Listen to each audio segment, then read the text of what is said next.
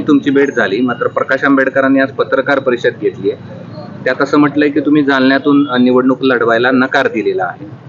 नाही, जालन्यातूनच नाही तर राज्यात कुठंच नाही आणि मला राजकारणात यायचं पण नाही.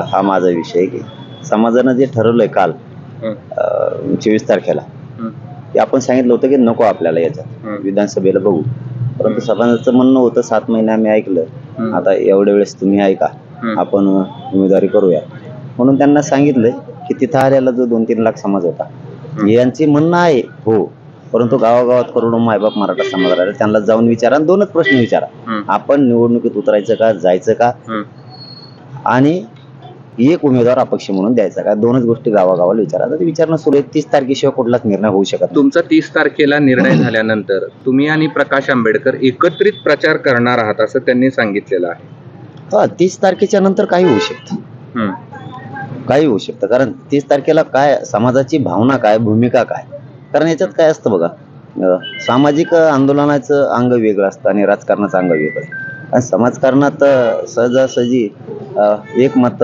लागतं, परंतु राजकारण करत असताना तिथं बहुमताला किंमत आहे. बरं, पण म्हणजे तुम्ही दोघं एकत्रित येऊन प्रचार करणार आणि दोघं एकत्रित येऊन निवडणुका लढणार असा त्याचा अर्थ घ्यायचा. समाज ते आणि समाज, मी मार्गदर्शकाची एखादा समाजाचं लेकरू म्हणून मला जितकं त्यांना सहकार्य करता येईल तेवढं करा, पण ते आता जर तरचा विषय 30 ला काय होतंय हे आणखीन कोणालाच माहित नाही.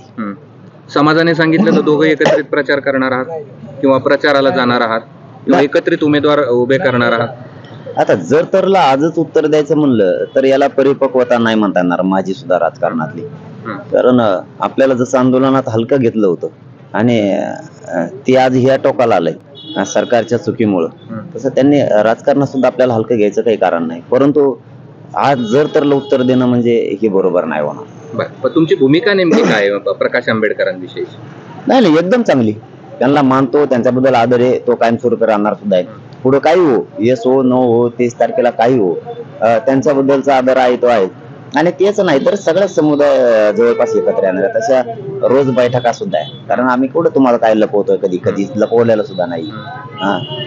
बाराबलुतेदार येतोय, मुस्लिम बांधवांचाही मोठा फौज फाटा आहे, त्यांचेही लोक सारखे येतात, धनगर बांधवांचे पण प्रचंड स्वरूपात येत आहेत, दलित बांधवांचे प्रकाश आंबेडकर साहेब आले, ते काही नाव आणखीन ओपन केले नाही, काही राजकारणात करायचे नसते, आणखी काही लोक पाठिंबा देणार. हो, खूप मोठा समाज असणारा राज्यातला 2-4 मोठ्या जातीच एकत्र येणार आहे, परंतु आता आमचंच आणखीन फायनल ठरलेलं नाही, त्यामुळं आम्ही कसं, कारण राज्यात आम्ही आतापर्यंत एकही उमेदवारी जाहीर केलेली नाही, एकाला सुद्धा, अपक्ष असो किंवा कोणी असो, आणि कोणत्याच पक्षाला पाठिंबा सुद्धा दिलेला नाही कोणालाच. एबीपी माझा, उघडा डोळे बघा नीट.